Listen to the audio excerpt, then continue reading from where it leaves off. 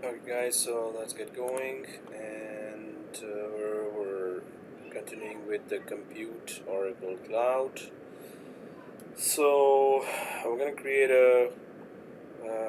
or we were creating last time a virtual machine. So while we're creating a virtual machine, you're going to shut down the Google Suite.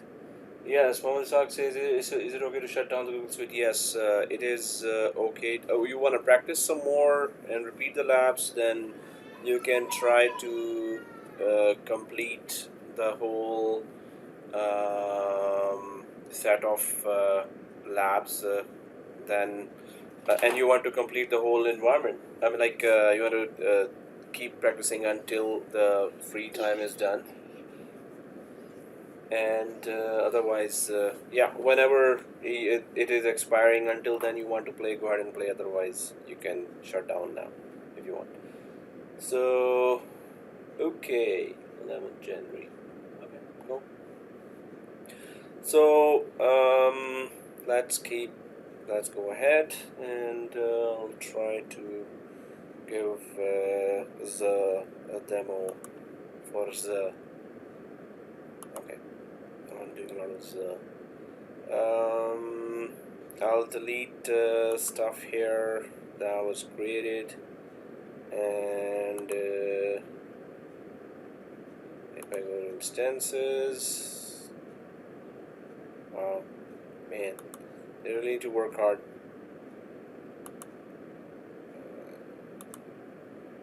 So I'm a terminator now. I terminate. And terminate the other one as well. So it is terminating, and I'll just go ahead and terminate something else here. Just ignore what I'm doing, so I'll explain everything. We're just testing if it is going to be working. So what we're gonna do is we're gonna just create the instances, and we're going to, so let me just create that diagram for Oracle Cloud. So the labs are exactly the same. Again, Oracle Cloud, it's also called Oracle Cloud Infrastructure, OCI, Infrastructure, OCI.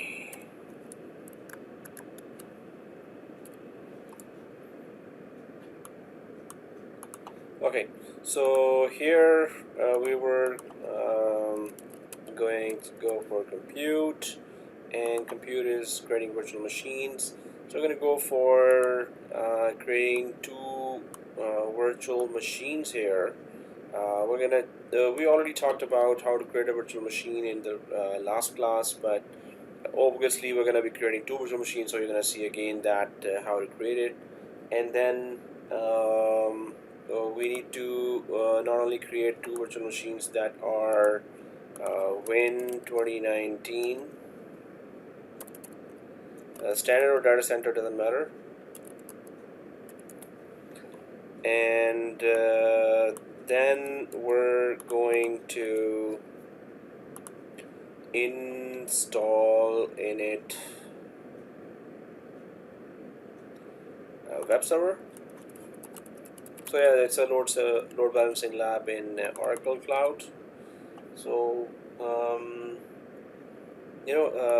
I was thinking that while we are going for fourth cloud now, and we're just pretty much repeating the whole labs again, the way we did for AWS, Azure, and Google Cloud, and now Oracle Cloud. Instead, I should have offered something instead of IaaS. I should have gone for SaaS, SaaS-based products like something else, Exchange Online, Teams Online, AWS, and Azure. That would have been better. So this is just infrastructure service. It's just from Oracle Cloud, and pretty much a little different from each cloud is in the working. It's just a little different. Otherwise, the concepts are same again and again and again and again. So we're gonna be putting here that load balancing lab and load balancer. So the concept here would be that if it's a web server, so and if there's a huge amount of traffic coming here, so you would want to have two web server machines and a load balancer on top of that. A load balancer will simply distribute the load between the two virtual machines, right? Or two or more. So if you can configure it on 2, you can configure it on 200 as well, or 2000 as well.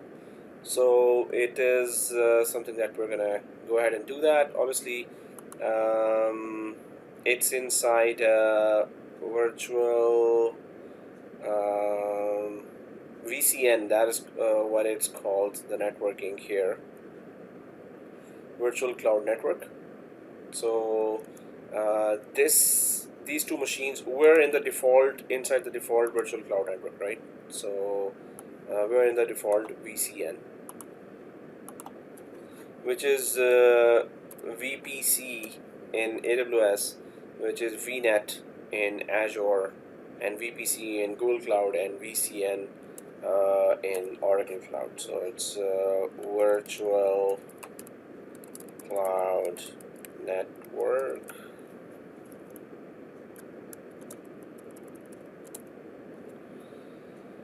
And inside this, we're gonna have also we're gonna have here subnet. So and the security policies or ingress traffic, incoming traffic, right? Incoming traffic is ingress traffic is configured in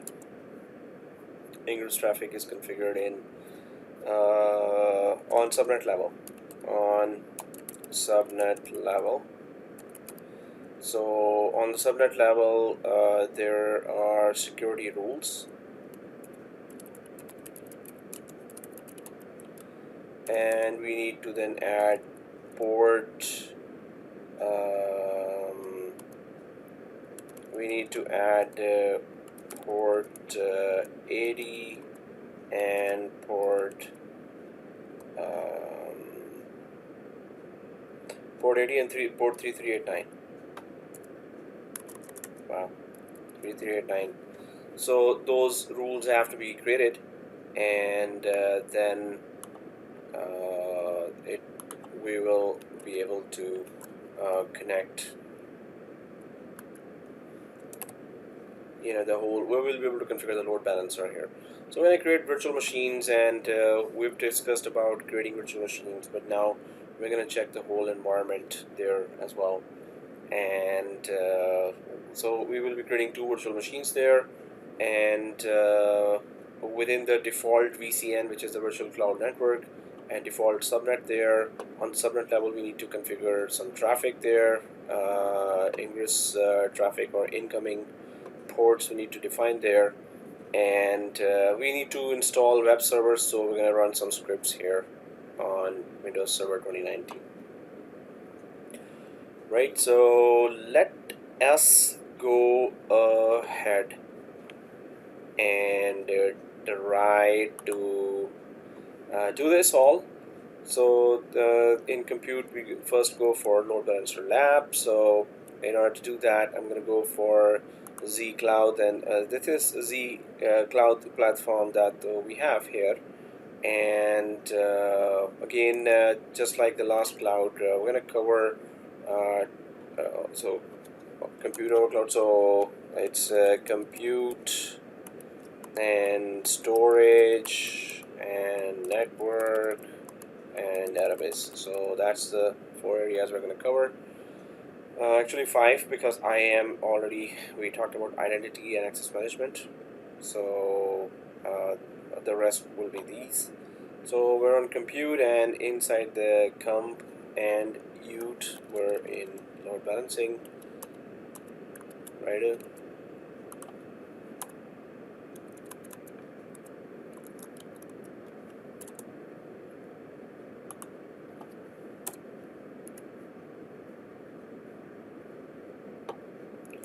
So what we need to do, I'm just back here, and I'm going to go for first the instances. So I'm just going to go to this navigation menu here. I'm going to go for compute, this one, right?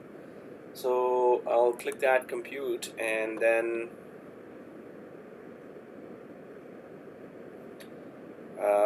so you should already have these three virtual instances there by default. No, I'm just kidding. I created those, and you're not supposed to have it. So what I did was I terminated those machines, but they're not terminated. So I'm just going to go to this machine here, and I'll terminate that too. So I do not know why it is not terminated.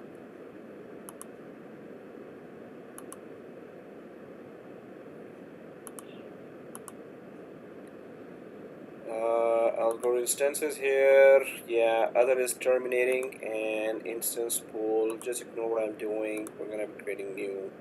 So I'll just terminate the instance pool as well. Not everything is terminated. Okay, so that's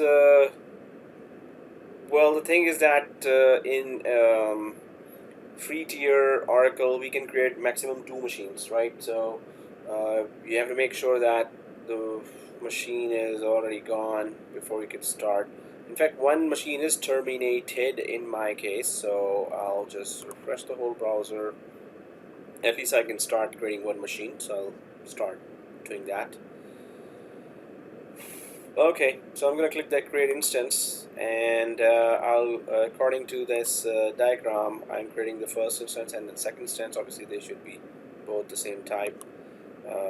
So this is the first instance, and so VM1, and it just gives the instance date and time. I just added VM1 here.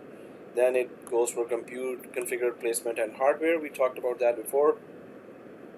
So you have to put that machine in shape, like 6 packs and good muscles. No, it's not that shape. So it's the shape is this virtual hardware. So I'm just going to click the edit button here, and availability domain. There's only one free availability domain available there, and we talked about that in last class as well. And we're going to change from Oracle or Linux to our most favorite operating system, Windows. And I have reviewed and accept the following documents and select image and 2019. So configure networking. So once we're down here, so we're going to go to configure networking here, and here it says VCN or virtual cloud network, which is VPC in AWS and Google Cloud and VNet in Azure. So this is the VCN. It says here subnet is this already there, and I'm just going to click that edit.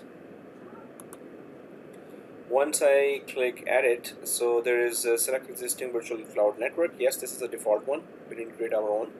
And select existing subnet. So yes, it's the default one. We didn't create our own. And then assign a public IPv4 address. So that is also good.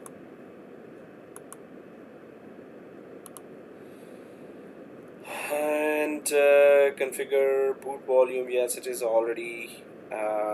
We don't need to create any security here in the boot volume. And do not assign a public IPv4 address.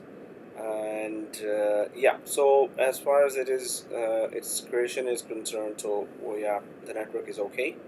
It's the default, nothing here. So I'm gonna collapse that, login credentials, and that's it. So other than that, I'm gonna go for advanced options, right?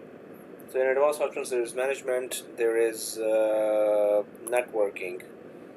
In networking, no, it doesn't show anything. Well, you can just put a host name here, optional private IP address if you want. Image you can change, placement again, it's dedicated host, you want to pay more. So not much here as well. So I'm just gonna go ahead and click the create button for the first machine, which is a Windows standard 2019. It's being provisioned right now, and I'll go to the instances area and check it out. If the other machine is terminated, what happened? Instance pool. So one machine is provisioning, and there was an instance pool that is terminated already. Okay, so I'm gonna go for the second instance now. I'll click create instance again, and I'll just put dash here VM2. So that's VM2. It's already availability always free. So placement is, I just need to change that. For that I need to go to edit. So availability domain is there. I need to edit and go down here to Windows 2019, and I have reviewed, select image. Other than that, I don't need to do anything else. Even in management networking image placement, we already gone through all that, so I'm gonna just simply click the agree and 8.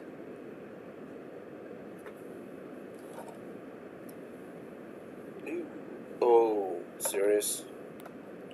2 Oracle CPUs for standard 2 VM and bare metal try launch in instance of different availability domain.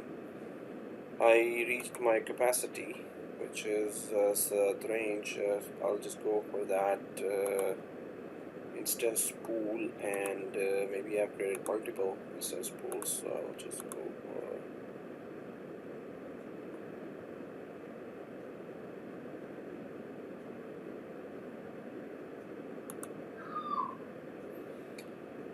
is terminating. So this means that it's not gonna actually let me create another one until it is terminated.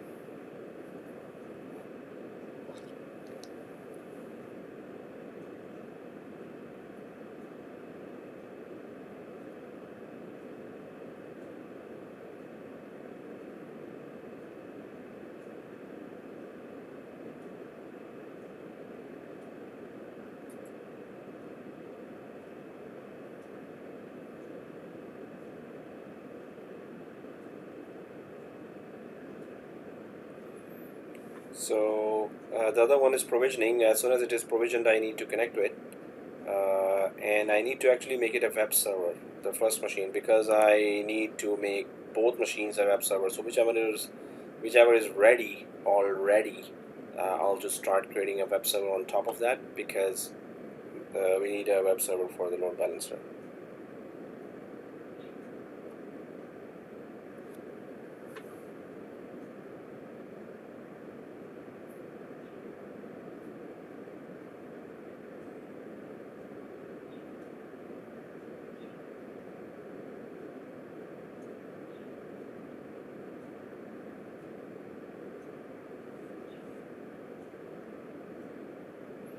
So if I go ahead and, so it's still provisioning, it is still terminating. I'll refresh the whole browser.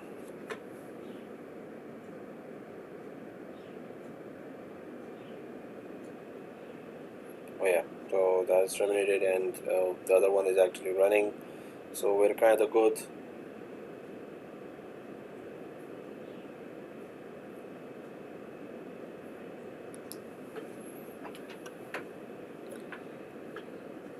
Okay, so that's VM1 and it's running, so I'll just click the create instance and go for dash VM2, and I need to change this OS here, so I'll click the edit button here. Well, we know the drill. So pretty much the 4th time we're doing this lab. Actually it's on the 4th cloud, so it's just the interface needs to be, it's different. Other than that, so other than it changing the image, everything else is still the same. So I'm just going to click create.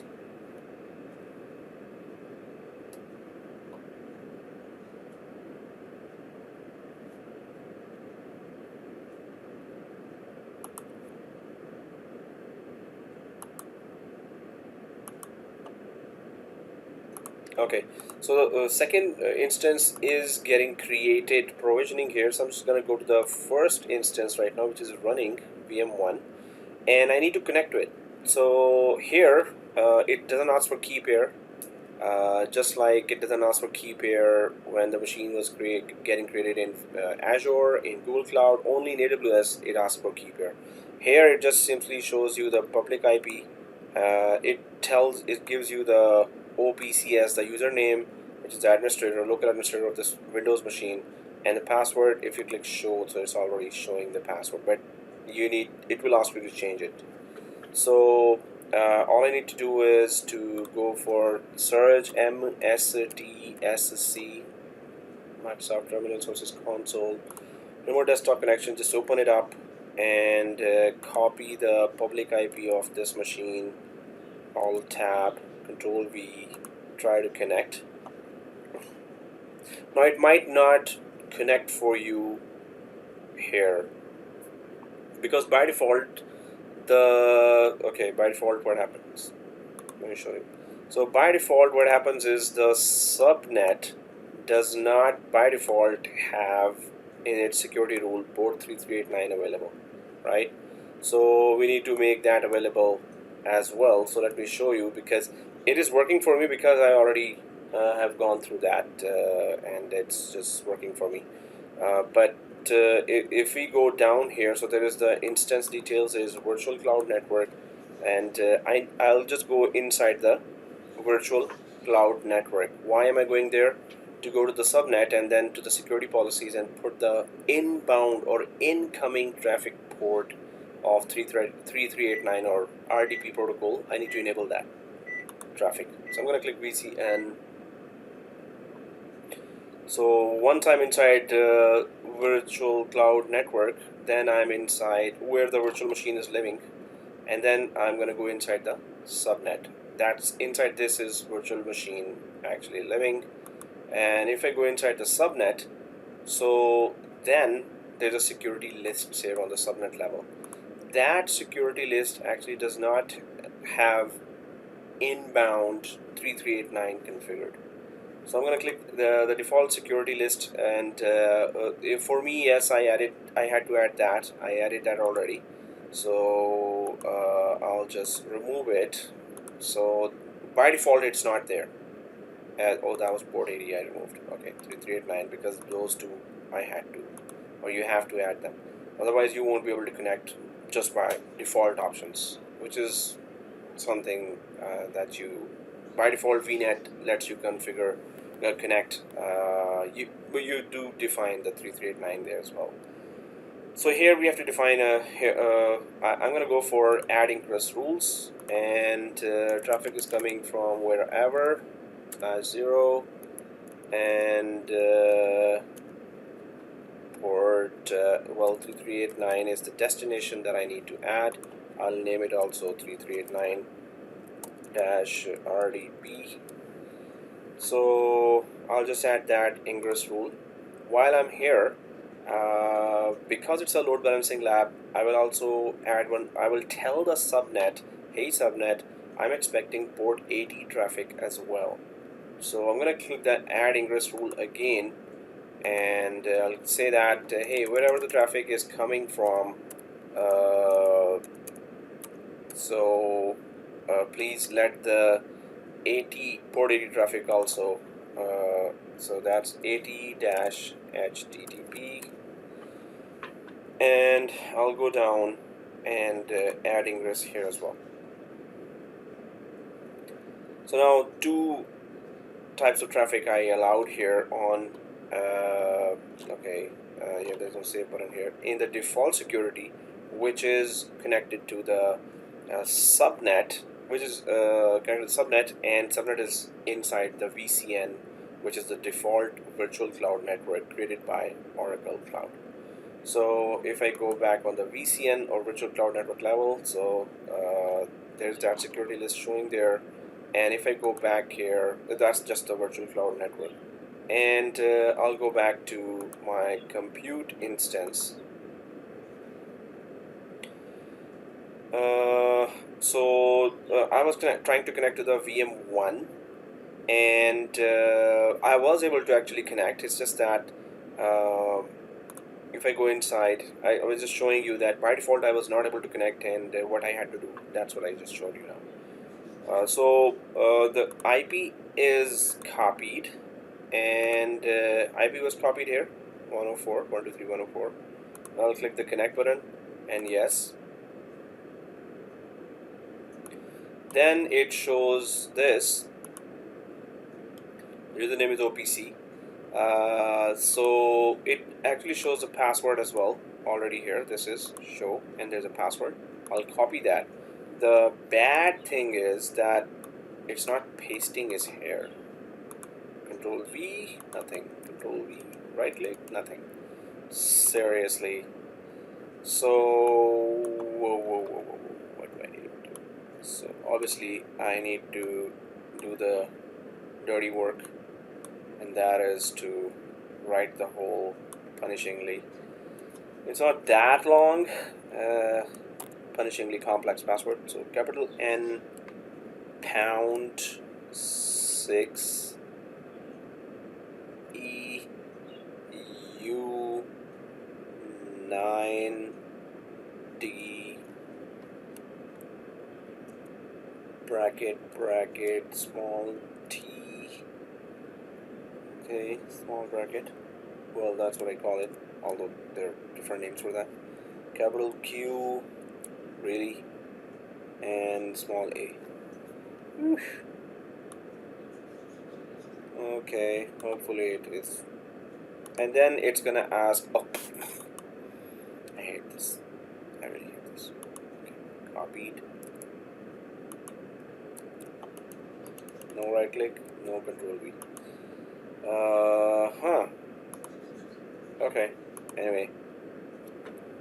N #6 EU small 9D.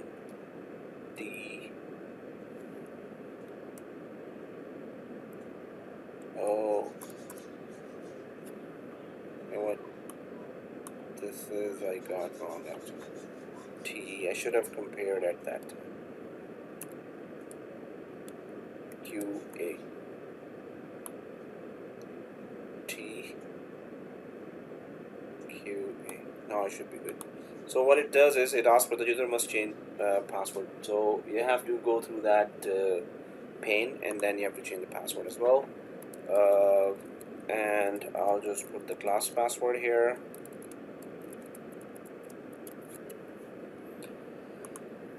So I'm logged into this one. Password has been changed, and it's gonna log in. Okay. So I'll put that machine just like I put that in AWS, just like I put that in Azure, and then Google Cloud. I'll just put, whenever I'm doing load balancing lab, I'm just putting the machines side by side. So this is VM1. I'll go to instances and go to VM2, and I'll just simply start this process of remote desktop again, and I'll copy this public IP of the other machine. The username is OPC. I'll click connect and press yes. So it's gonna go ahead and connect, and then I'll click show, and I will have to type the password here as well. This is CZ8W1 pound V at C 3T. Are you kidding me? CZ8 W1 pound V at C small bracket 3T. Okay, and then change the password for this.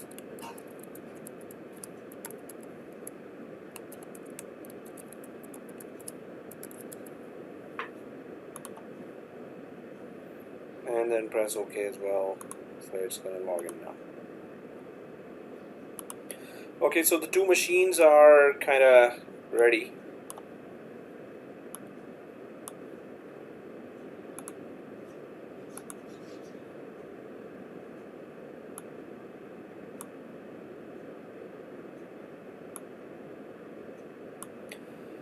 So what I need to do is I need to open PowerShell in the first machine with admin privileges.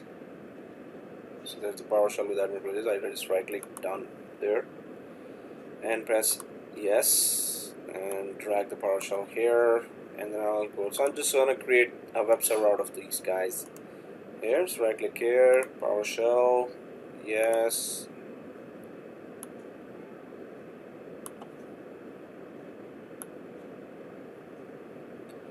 Okay, so now where are the scripts that we're gonna use? So I have gone to, I always go to this Azure load balancing lab, and because we're using Windows machines, so this is the that's it.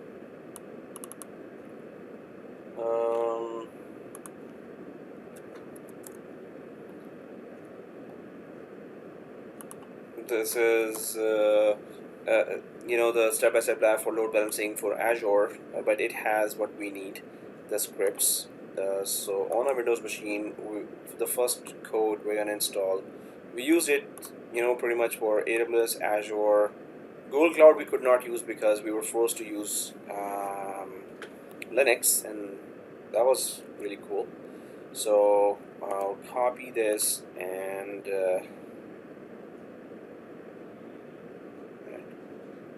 anyway.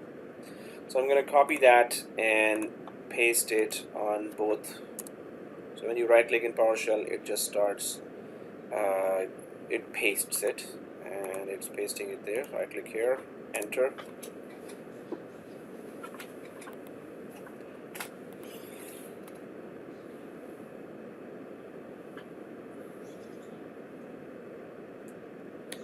So that's the first script that installs the web server, and then the second script removes the first page of the web server, which says welcome, and the third script just puts another same file which we removed, same named file which we removed, but instead it places hello world and the name of the computer.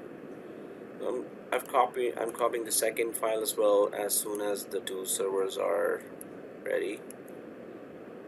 So as soon as the web server is installed, I'm going to run the second script that will remove the first page, and the third script that will put our own page that shows the name of the server. That is crucial to know that load balancing really works or not.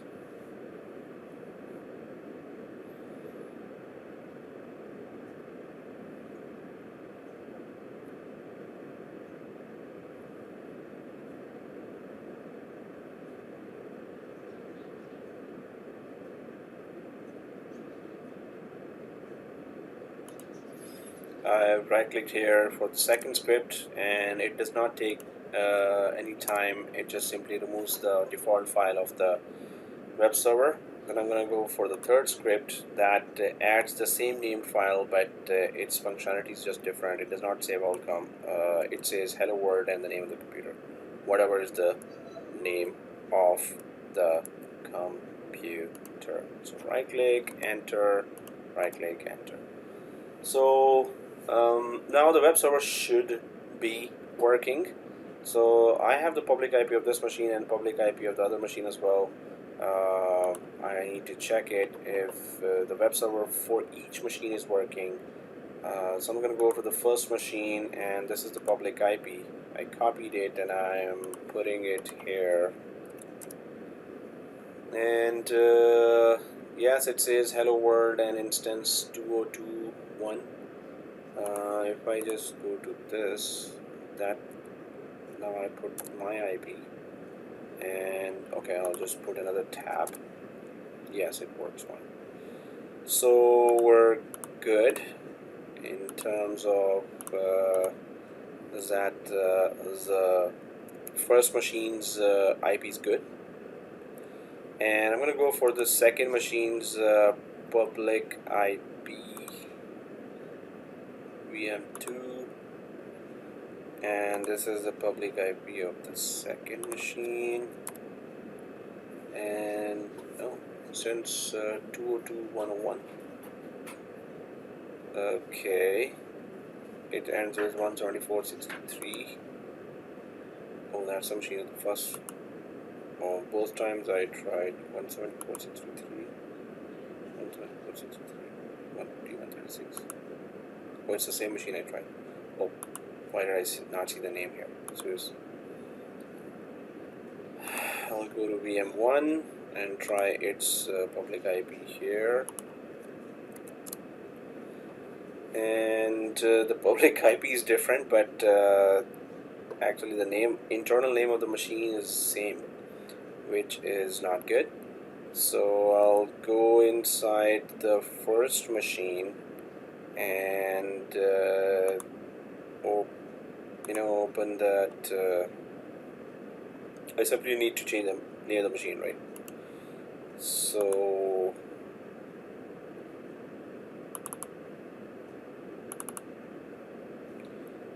this is the name of the machine that it is picking up. So I'll just change settings, and I have to change the name and restart actually, at least of one machine. So dash VM1. Hopefully that says VM1.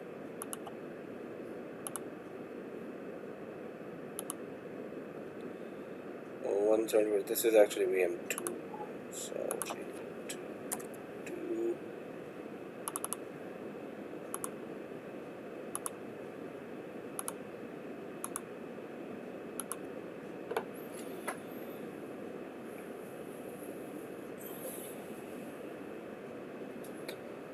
Now I'm restarting the first machine, actually second machine. This is the second machine, right? So I'll press that. Is it restarting?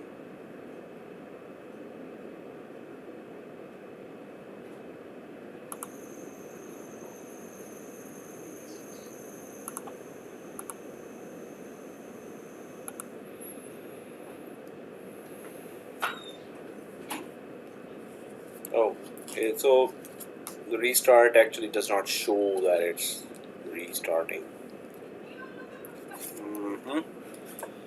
So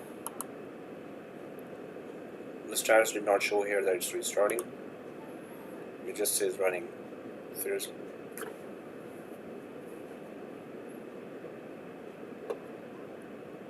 Yeah, the IP did not change as well, so hopefully I'm able to connect.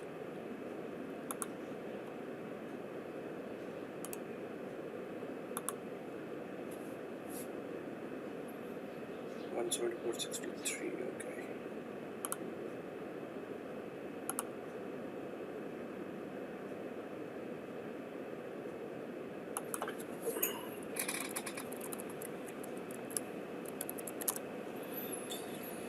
So this is machine 2, at least one of the machine's IP is changed, name is changed, so then we will know that it's working. Load balancing, we will know then that it is working. So I will put the public IP again here. It is already there and it's logging in. Hopefully the services are started, so I'll just refresh and it should show here VM2 if it is loaded. Services are still starting maybe. So the script actually just simply changes, well, it shows the name here, name only. So I'll go for VM2, copy this IP and put it somewhere else. It does go there, but it did not change, did not check the name, really. Oh, not this.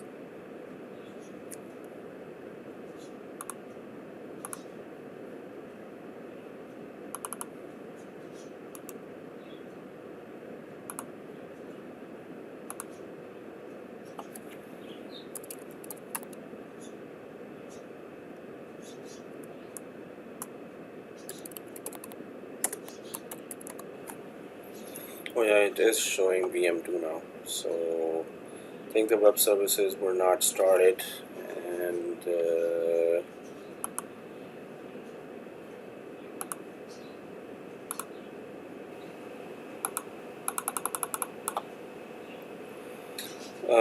maybe I'm expecting the results too soon.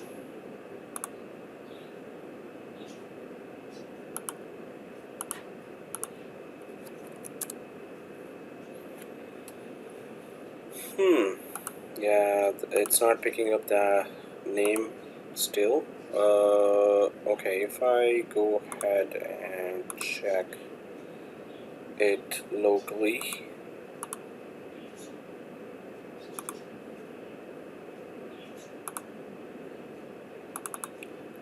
Why the script is not picking up the name?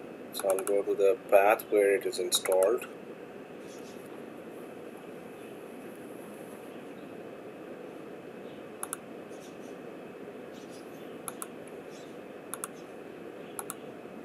Oh yeah, the local script is picking up still the older name, but not the newer name.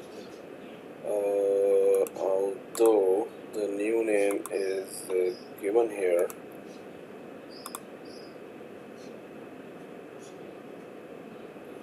Okay, so I will try to run those scripts again on this one, and just to convince it that believe me, well, just the file name, I'll remove this current file name, this VM2, right? So I'll remove this current file name and I'll go for the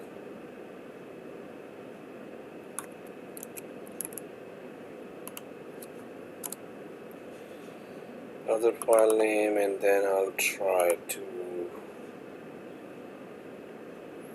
check it out locally.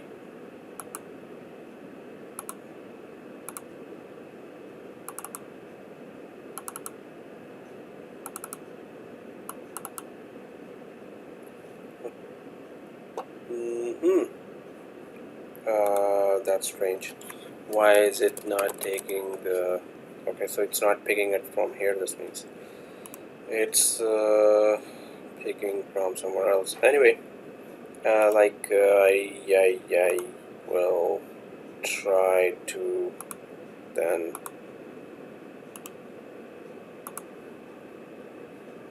maybe it's picking it from here. Full computer name,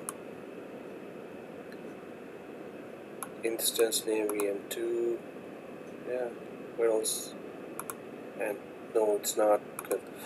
Okay, so anyway, we'll just still do the load balancing with ridiculously same names, which is really strange. So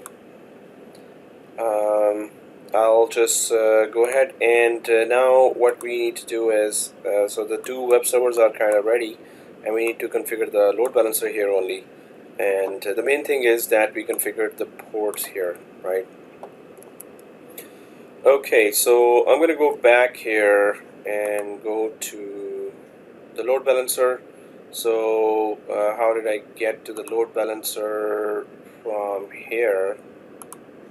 So this is VM2, this is VM1. So these are the two VMs. I'm going to right click and duplicate this, and then I'll go to the OracleCloud,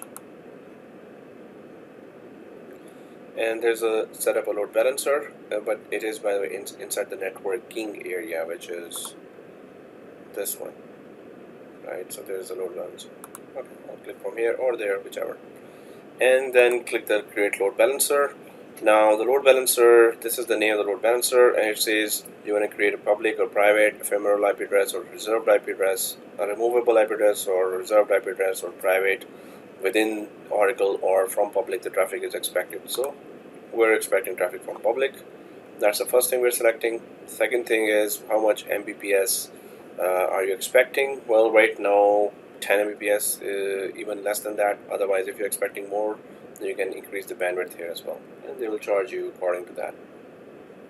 you must select VCN here. By default it is not selected, so I'll select the VCN and subnet, and sure it was, yeah, that's okay. So it's the compartment. Then it shows you weighted round robin, IP hash, least connections. So IP weighted round robin, it's gonna go take one connection to one. It's gonna equally distribute the traffic between the two machines. IP hash remembers the IP from which the user was connected, and that particular user's whose IP is that particular IP that it remembered, so it will always connect to that one machine the first time it was connected to, and the other IP, if it comes, then it will be connected to the other machine.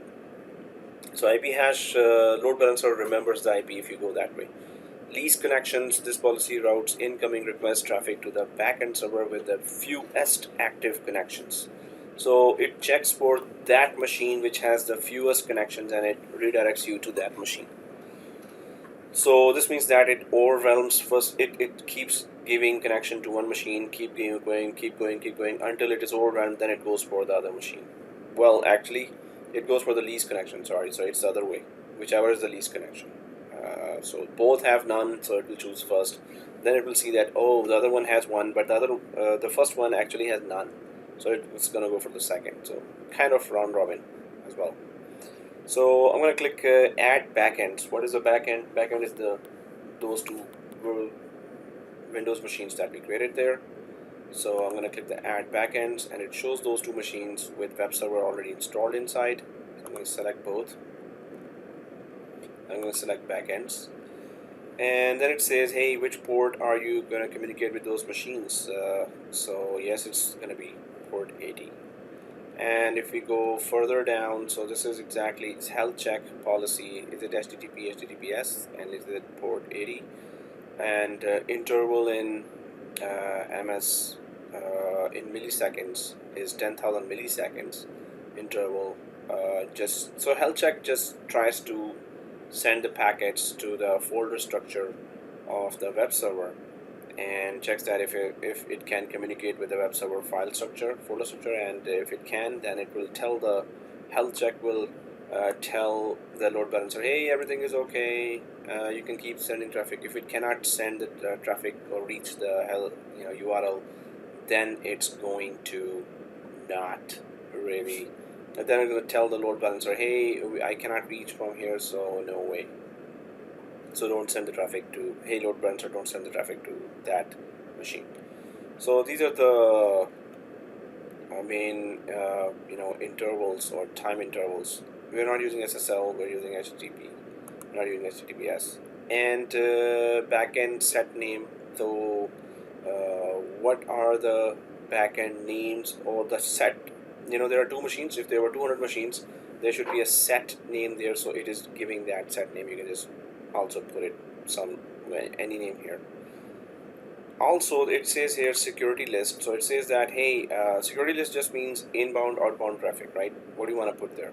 So do you want it to create automatically for you, or you have already created one? So it sees here actually that port 80 and the traffic is already there. So we're saying that automatically add security list rules here, which is okay, which is the one that we created where we allowed the traffic to go from port 80. So those are the incoming traffic rules that are already showing here. So I'm going to click next, and then is it HTTPS? No, it is HTTP. And listener name, you can just change the name or keep it as is. Also, if you go for show advanced, so it's all about then specify the maximum timeout in seconds. How long should the security check wait or health check wait before it times out? It says, oh, okay, that's it. So well, we're good. We have configured all. I'm going to click submit here to create the load balancer. But are we good? That we will know when the load balancer is there.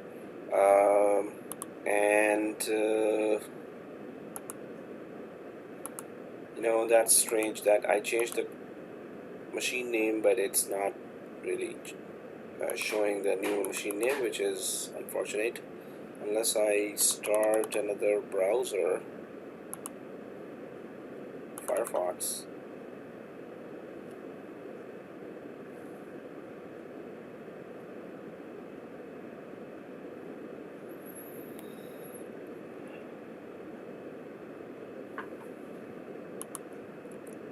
Oh, that's the script, not the IP.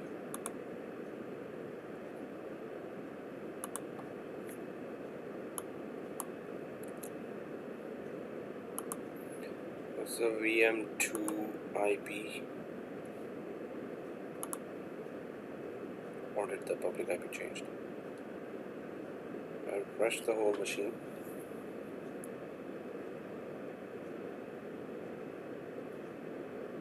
No, it did not change. And it should not.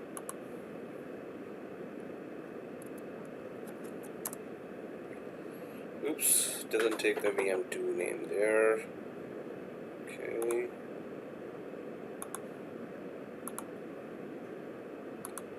I'll check the first machine as well.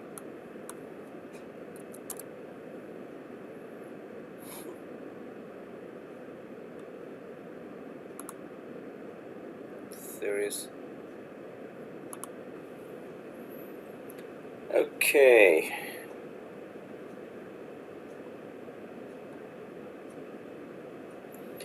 So I'll go for load balancer. It's active. Right. And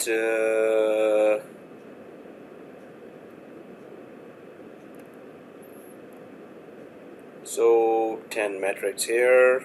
The load balancer does not show any movement, obviously, and this is the whole load balancer really talking about. And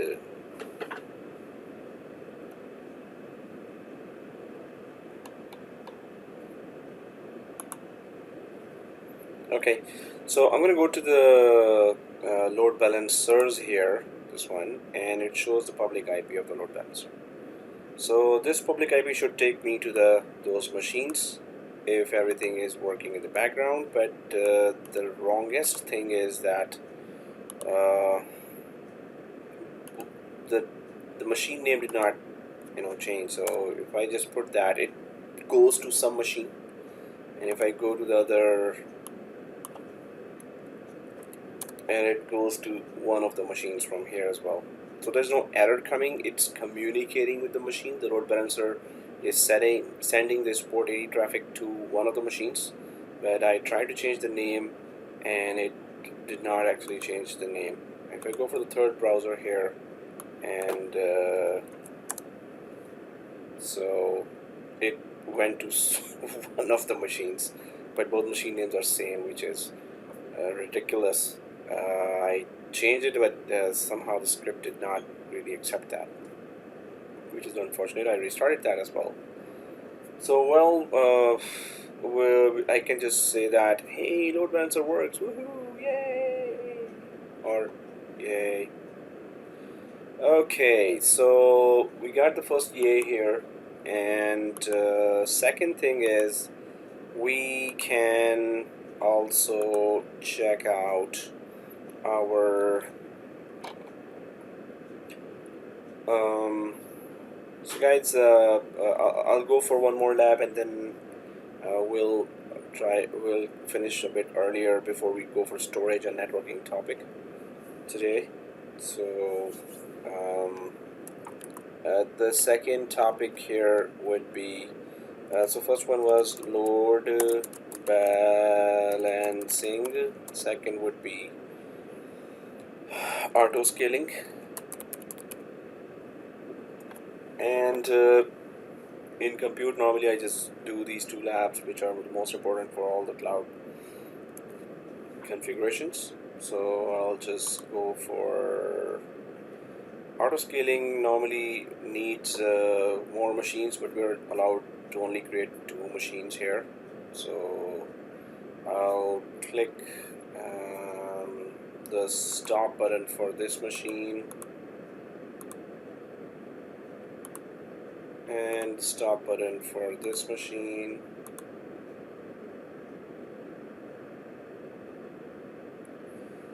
Now for auto scaling, what happens is that we need to create. Oh, that's not done saying.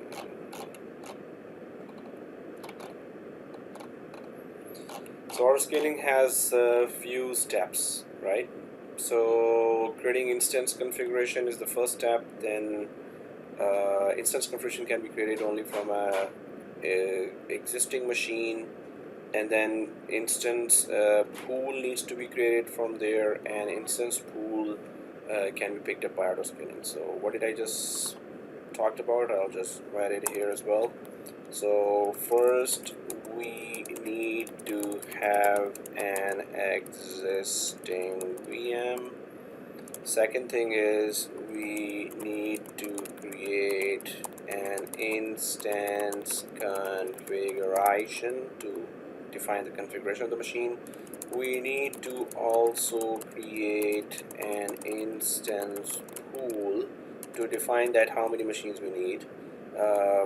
Then only we can start configuring auto scaling in Oracle Cloud. So that's how it works. Auto scaling works with this. So we do have existing machine already, and I have put the stop on the two machines here.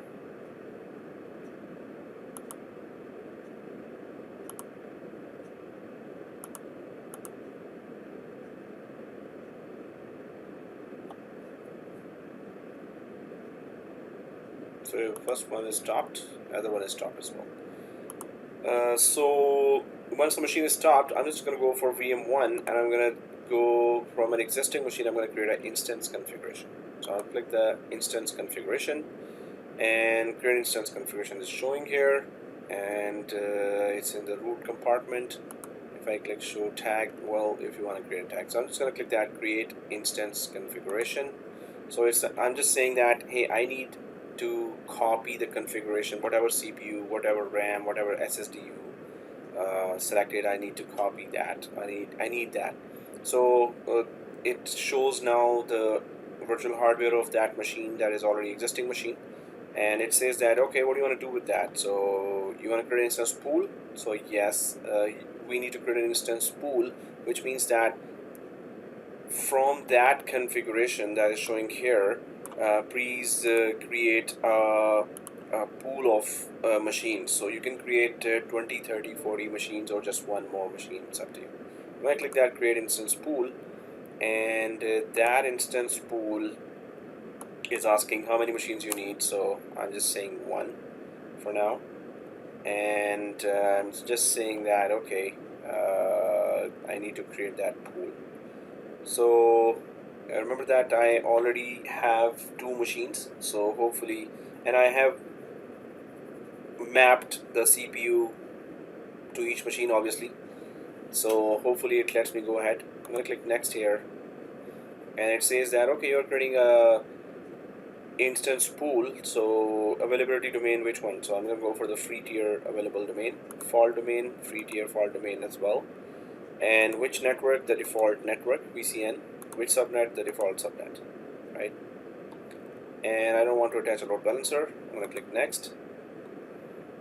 And once that all is created, I'm going to click create. But if it gives an error, this means that it says, okay, so for now it's trying to provision, but hopefully it is able to, because it may detect that I have already mapped the processor, enough processors in the free tier.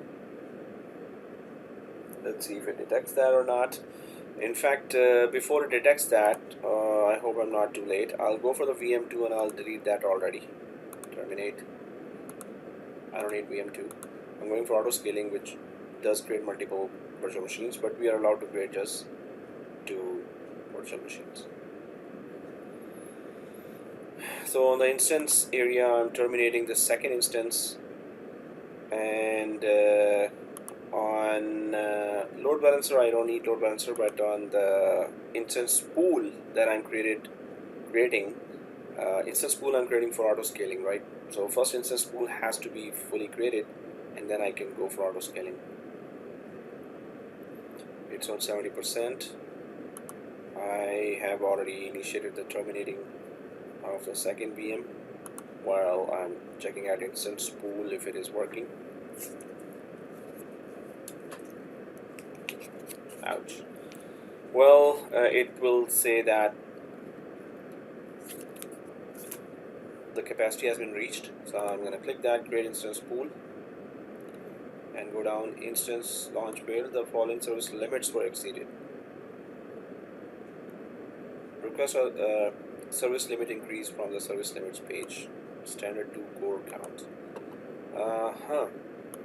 Should have terminated the machine a bit earlier. So when this second machine is terminated fully, then I can just create that instance pool again.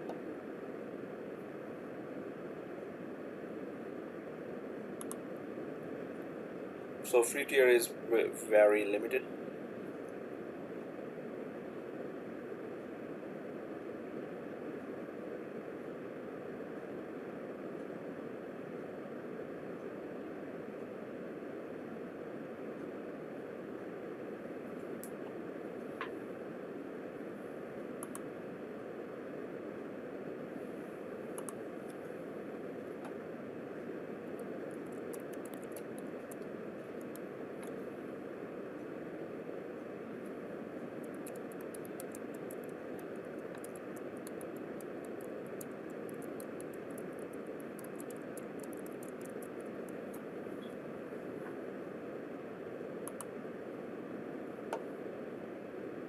Okay, it's terminated.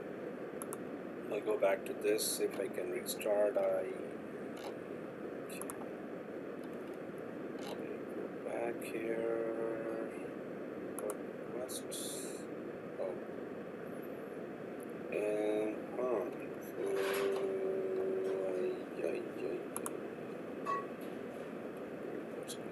version. Edit.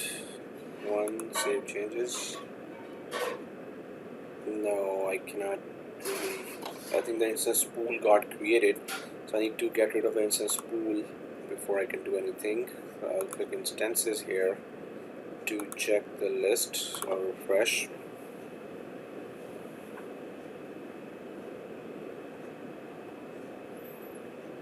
So everything else seems to be terminated. Only one virtual machine. So instance pool did not get created, obviously. Oh, actually it did. So instance pool was in the process of provisioning. Instance details. It did try to create one machine that was. It was in the halfway doing that. So this machine did not get created by instance pool. I'll try to terminate this machine quickly. So I would try to create the instance pool again so I could go for auto scaling. The limitation is total 2 machines.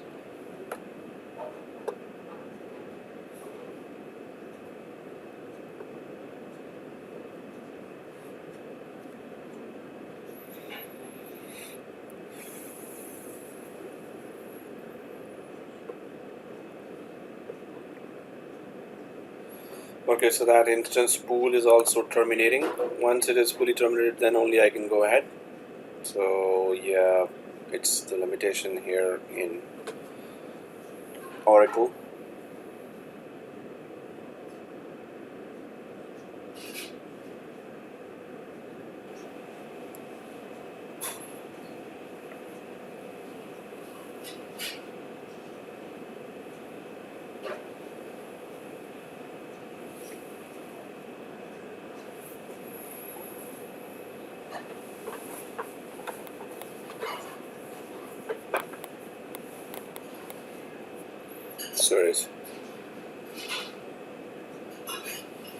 So instance configuration I create from an existing machine, and then it asks that you want to create an instance pool on top of instance configuration.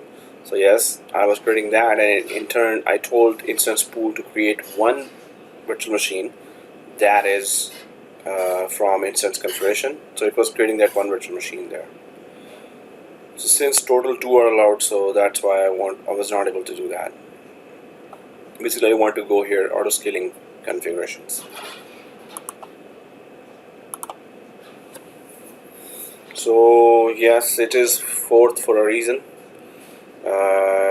It sucks. The Oracle Cloud, it's just obviously it does not have that kind of resources to give for free tier that others, AWS and Azure, can give.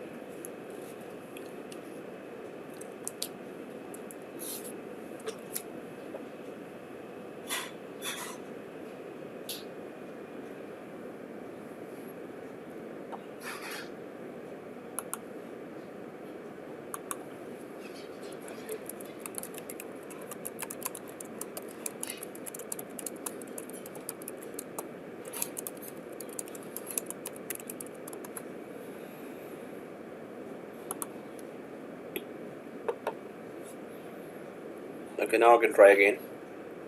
I'll go to instance configurations. Oh, there already is an instance configuration. I'll click on that and I'll create instance pool again, and I'll tell it to create one instance because of the limitation. I'll check this. It's just tags. Next. You need to define a fault domain. You need to define the virtual cloud network. You need to define the subnet. Next.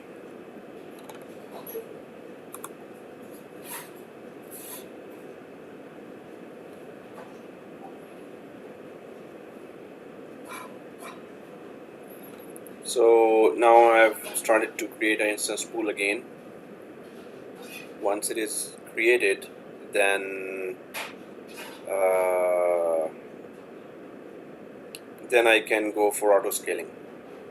Hopefully auto scaling works because total 2 machines if we can create, so not sure how auto scaling will really create more machines.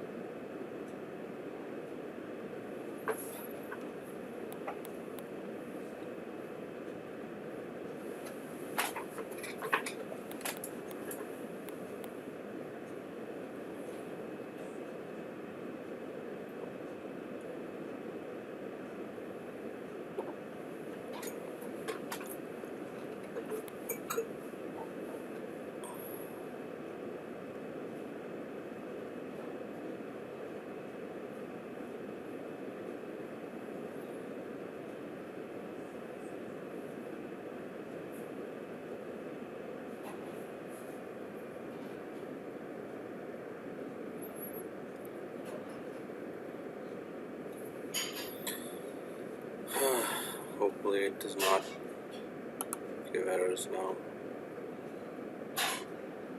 It's in progress. 2 times it failed, but hopefully the 3rd time it does not because of the limit reach.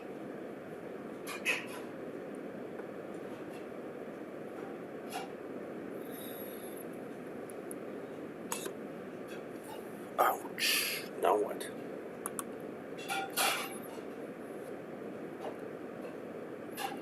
Okay, limits were exceeded. Try to core count. Okay, so how does Oracle really expect us to? I think Windows is taking more and Linux is taking less. That's why it's not letting us go ahead. So it's just saying that it's not creating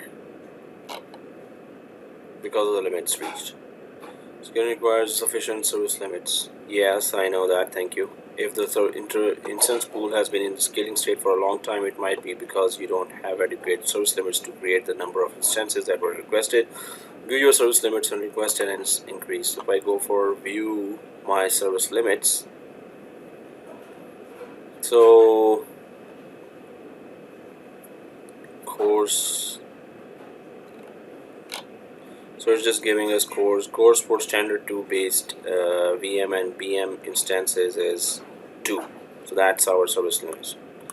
So standard 2 core count. Okay. Well, it's pretty limited in what we can do here. At least not with Windows machines we can. Instance pool did create one virtual machine though. It still did, although it failed. So if I go to instances, I have 2 virtual machines. I'll delete that earlier one as well. I think that's how we can survive. Keep deleting the previous ones. Keep one machine at all times, I guess. So now instance pool, while failed, but still created one virtual machine here. And that instance pool we can use in auto scaling. So while it is terminating here, I'm going to click that auto scaling here and just show you that in auto scaling it looks for an instance pool. You can't just go to auto scaling without an instance pool, right? So if that's the instance pool that we had, I'm just going to go to compute and instances, and I'll check that which is the latest that I created. 1910. Okay. If I go next, although it's fingers crossed that will auto scaling really even go ahead because of such a low limit there. So cooldown in seconds 300. Performance metric is CPU utilization. Remember that with processor you can have CPU utilization like how much, if it is greater than 10%, number of instances to add 1. If it is greater than 10%, add 1 more instance. That's what we're saying.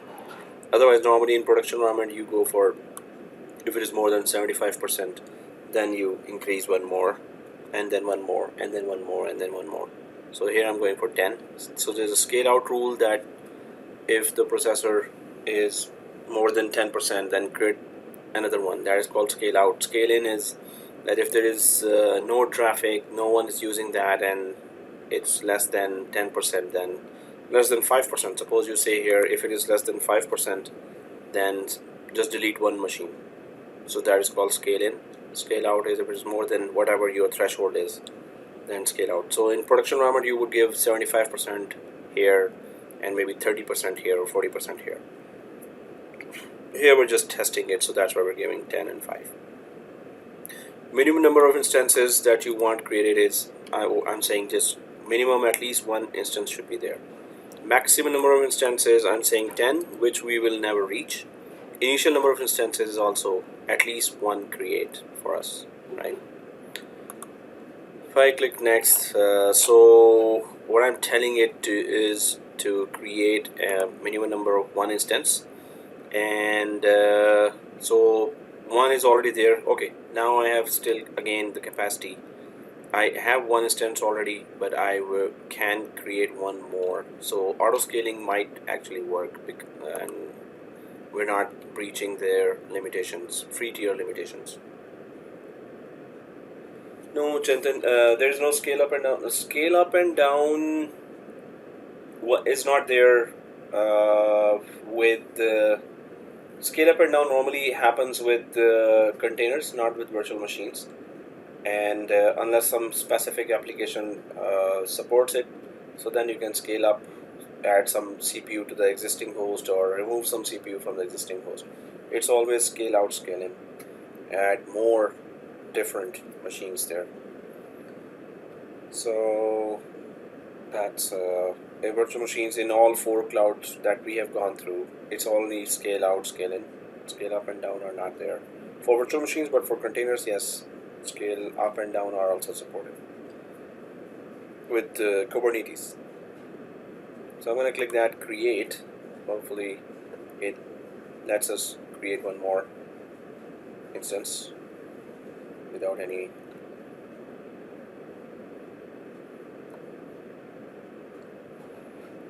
so if I go to the other page and click instances and refresh the whole page,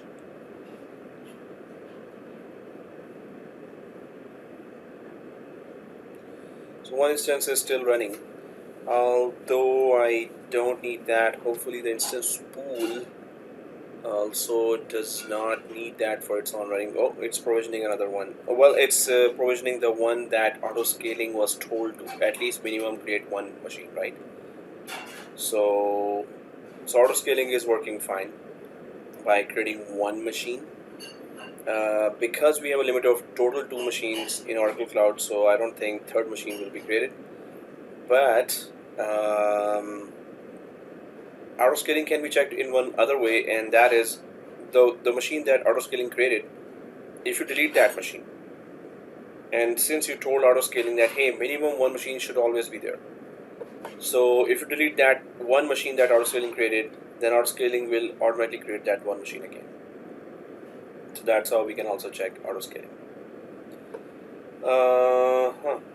So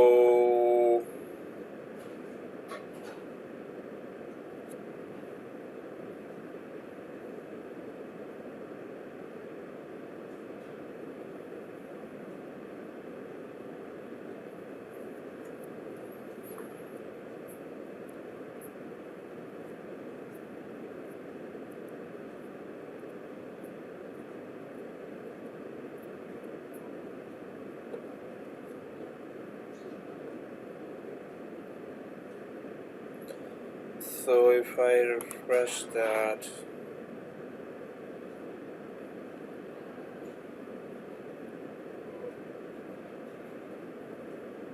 yeah, it's still provisioning. The other one is up. The other one was created by instance pool. That one machine should be created now. I don't expect it to increase to 10 machines that I told it to increase because of the free tier limitations.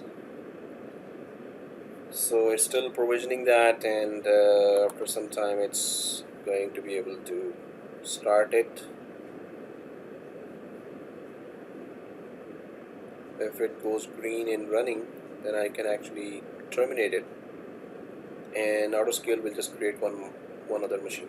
As minimum one machine is a must for autoscale.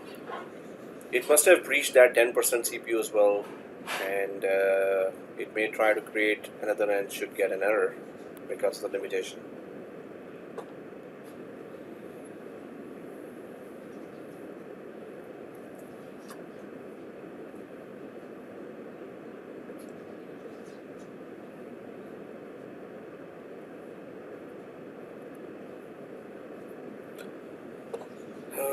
Okay, well, auto scaling, I mean, that's how it's configured, but okay, so it's actually fully running, and I'll try to simply delete that machine that was running just now. And this is another way to check auto scaling, that it is told to create minimum one machine at least. So it should recreate that machine automatically. So I'll just leave it to terminating. It will terminate, and then auto scaling will realize that, oh, I don't have any machine, so then it will automatically start creating the machine again.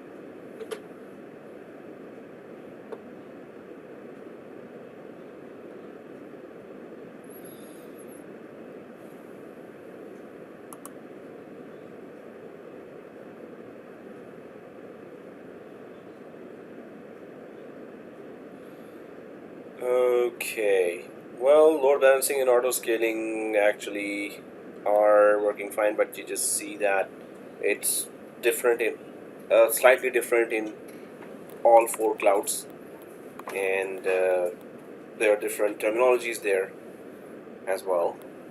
So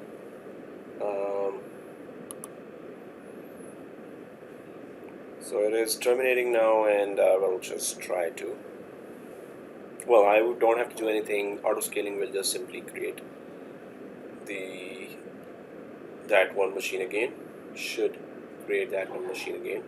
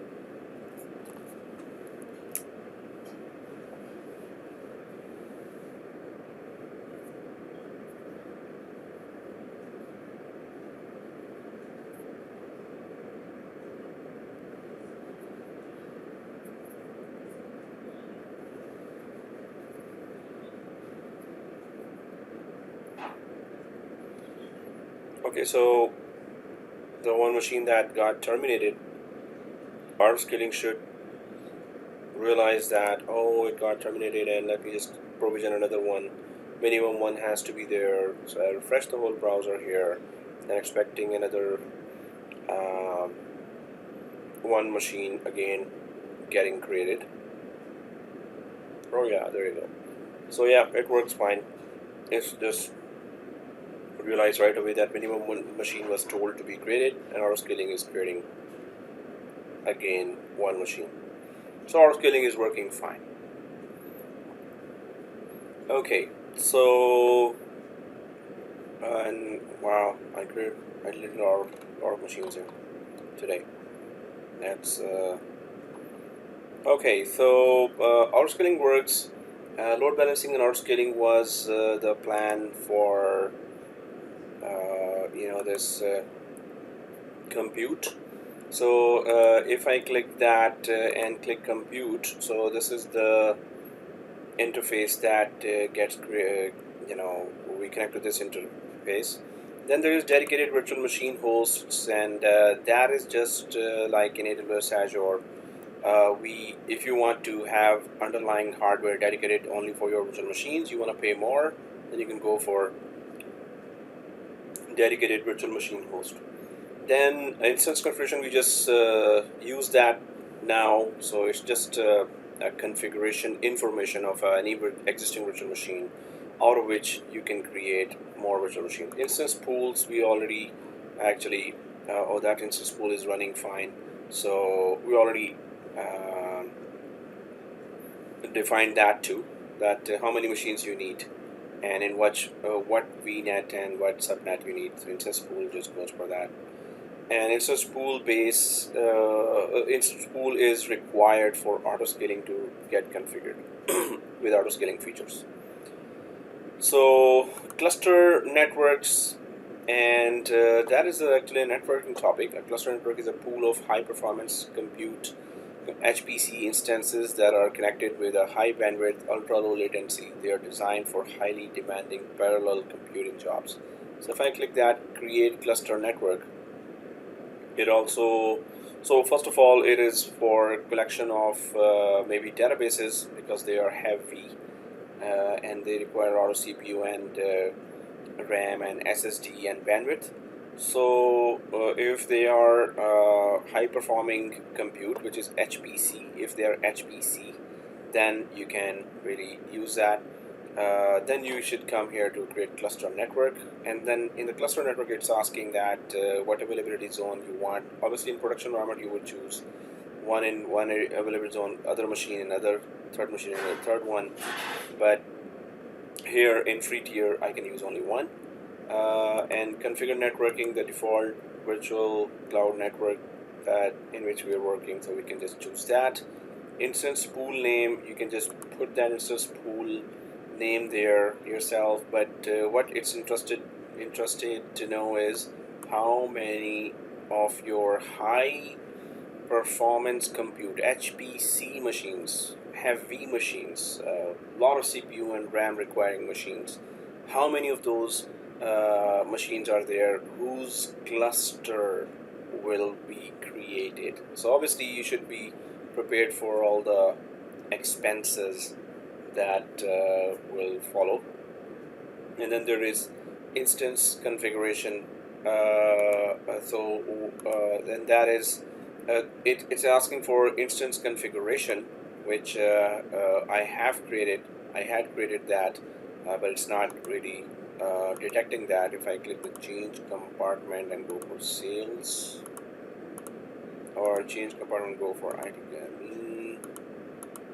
So that's very strange that maybe I have to create that instance configuration again. Instance configuration gets created, as we already know, from an existing virtual machine. So if it's HPC they're expecting, we don't have an instance configuration that is created for high performance compute, HPC. Why?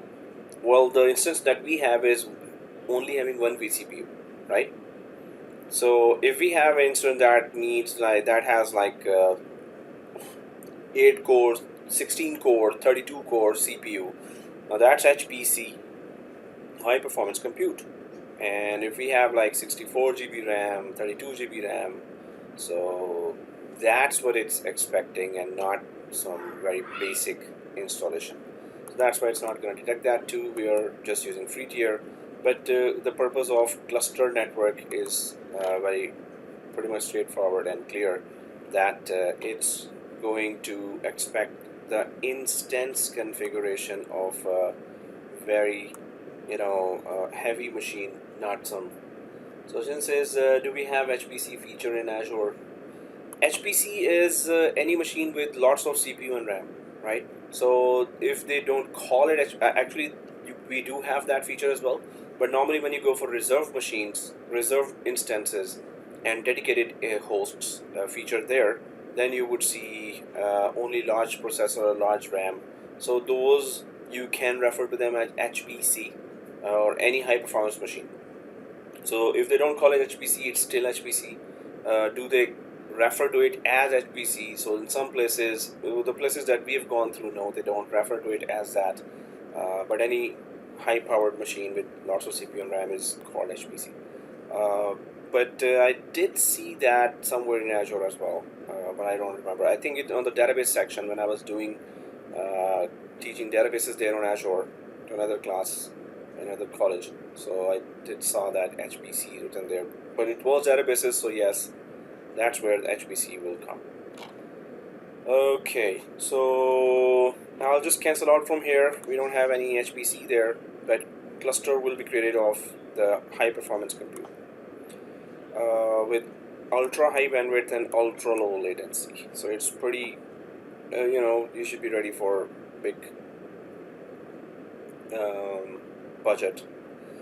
Our scaling configuration we already talked about, and if I check it out in the instances, obviously we already saw that it's running there, so we're kind of good with in terms of auto scaling. It's the exact same features in Google Cloud, in Azure, in AWS, scale out, scale in. And then there is custom images, and it just says that if you have created your own virtual image there, so an image is a template of a hard drive, it determines the operating system and other software. For instance, you can create custom images, export and import images as well. So there's import written here, or there is create also written here, which takes us to docs. So this is all about creating Windows custom images and then uploading it there, giving the permissions, limitations and considerations, how much hard disk you want to give, and X5 and X7 compatibility custom images. So it's the different host hardware that goes there, and there's a Azure high performance computing. Okay, so Jintan has put that link here as well. And yep, there you go. So thank you for sharing that for Azure. So high performance computing, it's being used for CPU with Linux and Windows machine, and GPU definitely would be there. When we were doing that, maybe it was in those wizards. If not, then obviously whenever there are big machines being used, we never use big machines, so that's why we didn't see that. Okay, so well, custom images, this is something that you can import as well. So there's an import and export here. If I click the import export, so and in fact if I go to import image here, so the ready-made images import from an object storage bucket or import from an object storage URL. So you have to upload that image in an object storage or in the storage or in the bucket, storage bucket, and then you can import the image here. But obviously it's something that you have to create a virtual machine according to the standards of Oracle Cloud Infrastructure, OCI. It could be VMware machine as well. Image type could be VMware, so that's a relief. That's a good thing. And then there's para-virtualized mode for virtual machines that support para-virtualized drivers create outside of Oracle Cloud infrastructure. Normally para-virtualized also support Big Z boot, which is pre-boot execution environment. Like over the network, you can deploy an image to those machines, and it can, these type of machines with para-virtualized drivers can also detect, while they're empty, they can detect a DHCP when they start. They boot from network basically. So, well, yeah, boot image is something that yeah, you can follow along with those that if you want to create your own boot image from VMware machine and upload it, then the steps and instructions are shown here. There's boot volumes here as well, and so there are lots of boot volumes. A boot volume is a storage device that contains the operating system or image. So that's used to boot a compute instance, and so from those, any of those boot volumes which already has these operating systems here, you can create another image. So if I go to one boot volume here, and it's available domain hydrated true, so image of a Windows machine, right? I think create instance is not coming. I already have reached my 2 instance limit, so yeah, these are the 2 instances that are already created. I don't need auto scaling now, so I'll again hit terminate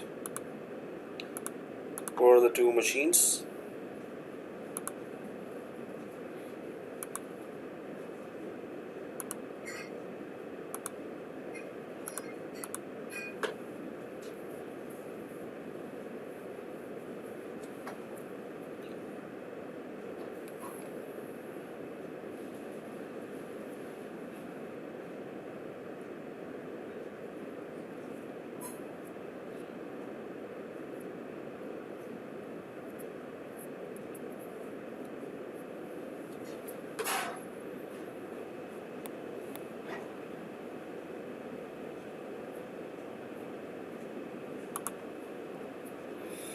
Okay, so they are terminating now, and the boot volume, then hopefully the create instance should be available.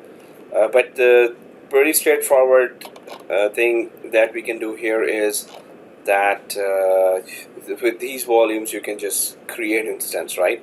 So you have Windows 2019 Standard Edition, just go ahead and click create instance, and it's going to create instance out of that volume. So nothing technical, nothing complicated technical here. Just choose any instance here, and just start creating instance out of that. So boot volume, any, choose any boot volume and start creating any instance out of that. So not nothing complicated here. Boot volume backups, and that is obviously you want to take a backup of the boot volumes as well. You can maintain a total of 5 volume backups for free in your home region. You currently have 0 volume backups. If you create additional volume backups beyond 5 and have not upgraded, when your free trial ends, your data is deleted. Okay, well, boot volume backups, if I go show details, that's pretty strange that number of volume backups displayed is count of all the volumes. So normally when the boot volume out of which you can create,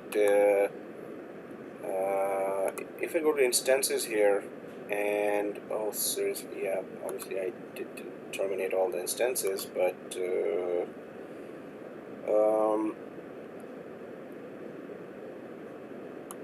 yeah, what I was checking there was that backup option. So if we have the boot volume out of which we can create an instance, then we can actually, yes, there's a create panel backup showing there. Wow, serious, I was going to show, but here, this one. Okay, so yeah, with the boot volume we can create backup, and those backups will show up here. So create instance out of boot volume, take backups of that. Backups will be showing up here. So that's also a wizard based. If I go back to still the boot volume and go down to this and 2019 standard, so they're all showing 2019 standard with 256 GB RAM. Oh, that's the disk itself, right? So it's not really letting me create that provisioning. Now it's available, it's saying, right? I never said provision. I hope it's not already provisioning. I did not click any button for provisioning. It just says it's available now. So after I deleted my machines, it's kind of saying available. If I click the edit button, then it says, hey, you want to do something about it. I type 1 here, and backup policy, you can just select the backup policy here, silver, gold, bronze, and suppose I go for bronze and save changes. So I'll refresh here.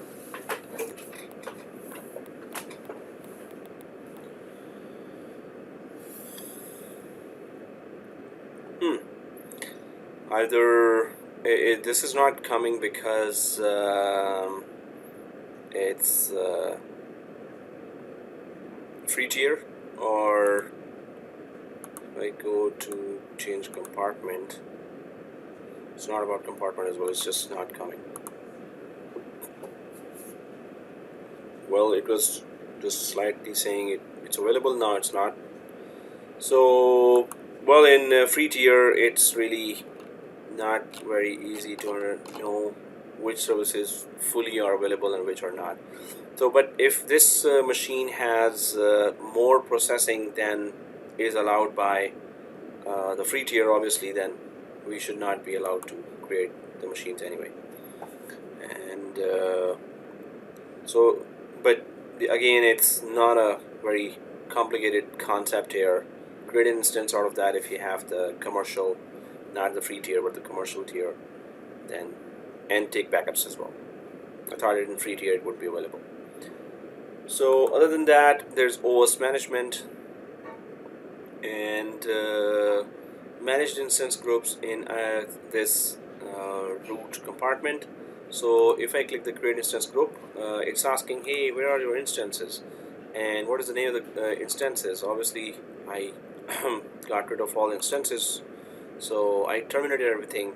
But you can create instance group to manage patching, to deploy packages there, to deploy software there, work requests, and monitor them with metrics and alarms, right? So if I go for test and tag, I'm not creating, but I'm creating tenancy, OCD, blah blah blah, is not known to OSMS. Check that all requirements to use OSMS have been satisfied. Once you have identified and corrected any problems, please try again.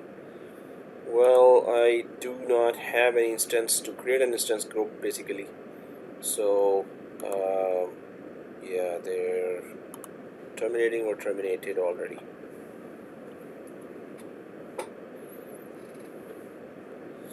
Oh, actually there are two which are running. I think the auto scaling is in action. So if that's the case, oh, that's why I cannot create volume. So there will be already. I did not delete the auto scaling yet. So OS management, if I go there and create instances and Windows, so instance group, again test, and it just says that you do not have fulfilled some of the criteria there for OS family. So that's very strange. It was creating maybe for OSMS. Hopefully I'm able to create an instance group. That's strange. Okay, I have two instances and that is manage instance group. One thing is that because I have two instances, you know what, I need to actually, I'll be deleting my instances. In fact, I'll be deleting the auto scaling, so it should not create anything else. So I'll go for auto scaling and delete.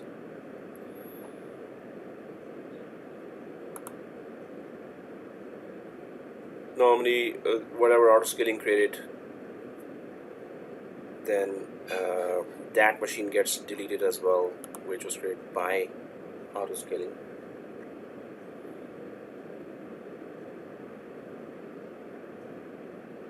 And if I go to instance pools, so I need to get rid of the instance pools as well. Type terminate.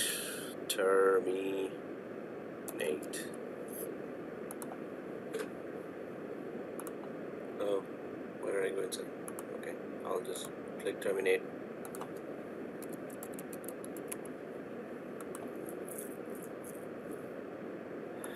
I'm trying to delete those so I could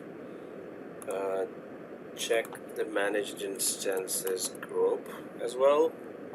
And also that it's a serious thing here to have limited resources, and they did make sure that we have as limited resources as possible. Well, basically, they can't afford to give us more. So I'm just terminating all those instance configuration. Okay, I'll get rid of this one as well. But it was I don't think they would have charged me for instance configuration, because it's just a file that has information about a certain existing machine's configuration, or some machine's configuration information, on through which we can create instance pools, and from there we can create auto scaling. So I kind of got rid of. Okay, they are terminating now.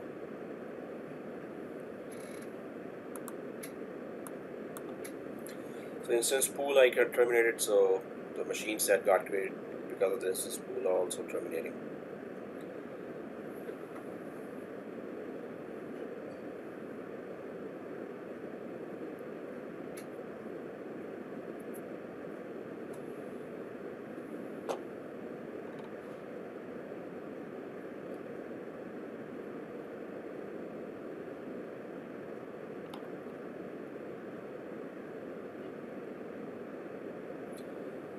So refresh that.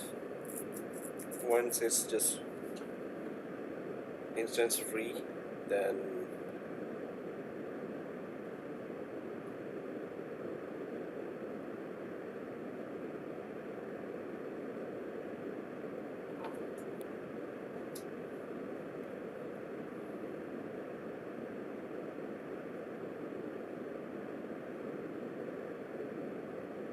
so guys, I was just planning to cover compute today, so next Friday only now we'll cover storage, and hopefully storage plus networking, or just storage and then networking on the next Friday.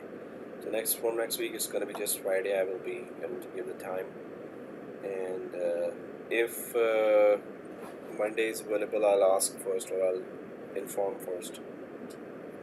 We can just finish it in next week, Oracle and Cloud, and pretty much the whole 4-in-1 course. So there's a lot of pressure on me.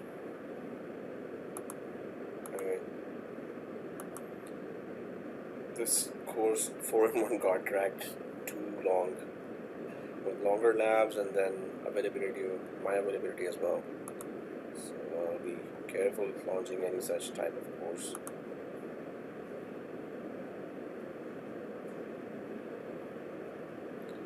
Okay, terminated. So OS management,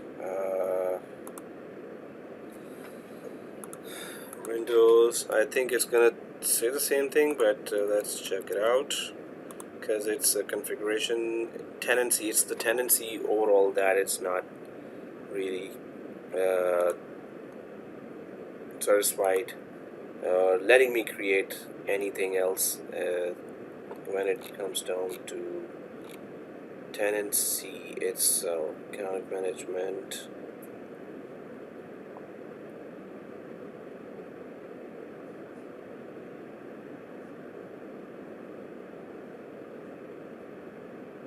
So we talked about all these before, and if the advisor has something for me, nope, nothing. Recommendations, because I'm messed a lot of stuff here, so so kind of nothing. So yeah, I don't think it's gonna let me test in their limited test environment.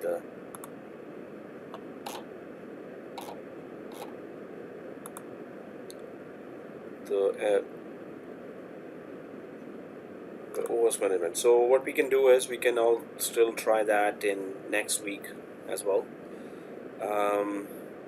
So although I need to check and confirm if the labs are working fine here or did they change anything.